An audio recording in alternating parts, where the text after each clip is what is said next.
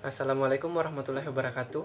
Perkenalkan, nama saya Yusri Samendra, STK 1196. Baik, saya akan menjelaskan materi tentang analisis kadar air dan analisis kadar abu.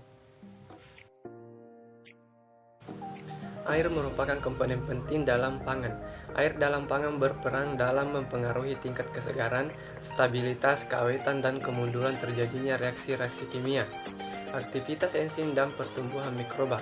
Kadar air merupakan parameter mutu yang sangat penting bagi suatu produk makanan ringan, karena kadar air dapat menyebabkan terjadinya reaksi-reaksi yang dapat menurunkan mutu suatu bahan, sehingga sebagian air harus dikeluarkan dari bahan makanan.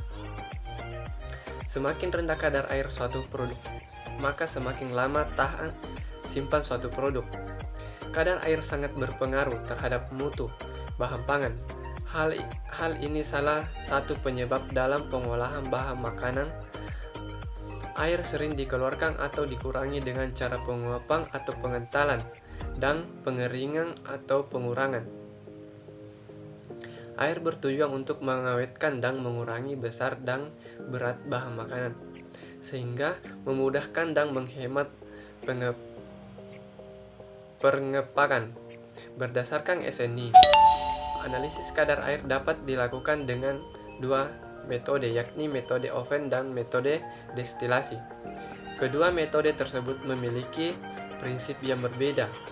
Metode oven, penentuan kadar air didasarkan pada penimbangan berat bahan, selisih berat bahan segar dan berat kering merupakan kadar air yang dicari terkandung dalam bahan yang diperiksa. Pada metode ini, pengeringan bahan dilakukan dengan menggunakan pemanasan bahan. Kehilangan berat akibat proses pengeringan dianggap sebagai berat kandungan air yang terdapat dalam bahan yang menguap selama pemanasan. Analisis kadar air bahan dengan pengeringan dipengaruhi oleh faktor-faktor yang berhubungan dengan bakteri, bahan, kondisi oven, dan penanganan bahan yang telah dikeringkan. Yang kedua, metode destilasi. Prinsip yang digunakan adalah penguapan air dari bahan bersama pelarut yang bersifat immiscible pada suatu pendinginan yang tetap. Uap bahan dan uap air pelarut dikondensasi dengan ditampung dalam labu destilat. Jumlah air hasil destilasi bahan dapat langsung ditentukan dengan membaca meniskus pada labu. Destilat metode ini digunakan untuk bahan-bahan mengandung lemak dan komponen-komponen lain selain air yang mudah menguap pada perlakuan suhu tinggi. Pada metode destilasi ini, proses destilasi bahan dilakukan dengan menggunakan pelarut yang bersifat immiscible, yaitu jenis pelarut yang tidak dapat bercampur dengan air. Penentuan kadar air metode destilasi merupakan jumlah volume air hasil destilasi bahan yang dapat langsung diketahui dengan membaca meniskus labu penampung destilat dan bukan karena kehilangan berat. Abu adalah zat organik sisa hasil pembakaran suatu bahan pangan. Kandungan abu dan komposisinya tergantung pada macam bahan dan cara pengabungannya. Sebagian besar bahan makanan, yaitu sekitar 96%, terdiri dari bahan organik dari air. Sisanya merupakan bahan organik berupa mineral yang disebut dengan abu. Pembakaran yang dilakukan pada suhu 600 derajat Celcius akan merusak senyawa organik dan meninggalkan mineral pada sampel yang diuji kadar abunya. Namun jika pembakaran dilakukan pada suhu lebih dari 600 derajat Celcius akan menghilangkan nitrogen dan natrium klorida pada bahan yang dianalisis. Abu adalah residu organik dari proses pembakaran atau oksidasi komponen organik bahan pangan. Kadar abu total adalah bagian dari analisis.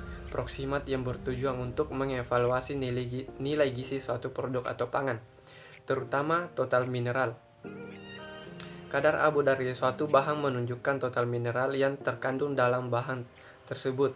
Mineral itu sendiri terbagi menjadi 4. Yang pertama garam organik, di mana garam asam malakat, oksalat, asetat, dan pekat. Yang kedua garam organik, di mana garam fosfat, karbonat, klorida, sulfat, dan nitrat.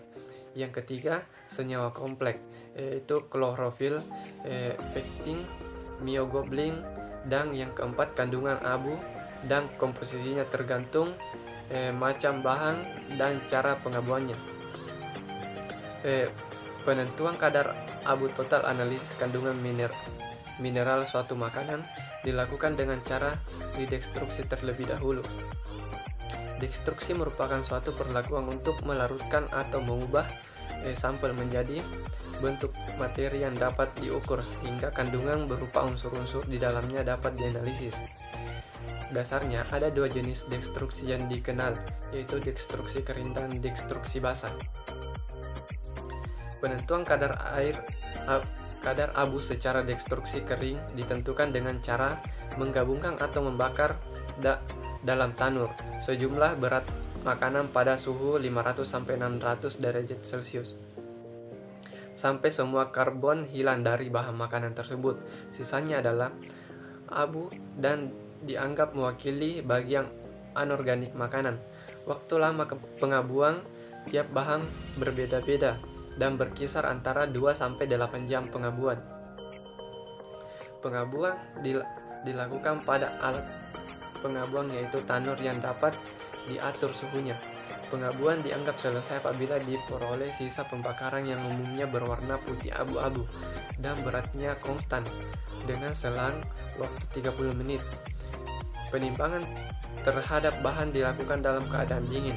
Untuk itu, cawan berisi abu yang ada dalam tanur harus lebih dahulu dimasukkan ke dalam oven bersuhu 105 derajat Celcius agar suhunya turun menyesuaikan dengan suhu di dalam oven.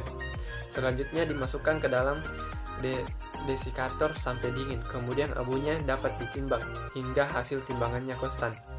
Kadar abu ditentukan berdasarkan kehilangan berat setelah pembakaran dengan syarat titik akhir pembakaran dihentikan sebelum terjadinya dekomposisi dari abu tersebut. Fungsi dari kadar abu tersebut yaitu mengetahui bahwa semakin tinggi kadar abu suatu bahan pangan, maka semakin buruk kualitas dari bahan pangan tersebut. Yang kedua, destruksi basah adalah proses perombakan logam organik dengan menggunakan asam kuat, baik tunggal maupun campuran. Kemudian dioksidasi menggunakan zat oksidator sehingga dihasilkan logam anorganik bebas. Destruksi basah sangat sesuai untuk penentuan unsur-unsur logam yang mudah menguap. Metode destruksi basah merupakan metode yang menggunakan larutan asam kuat, yaitu HNO3.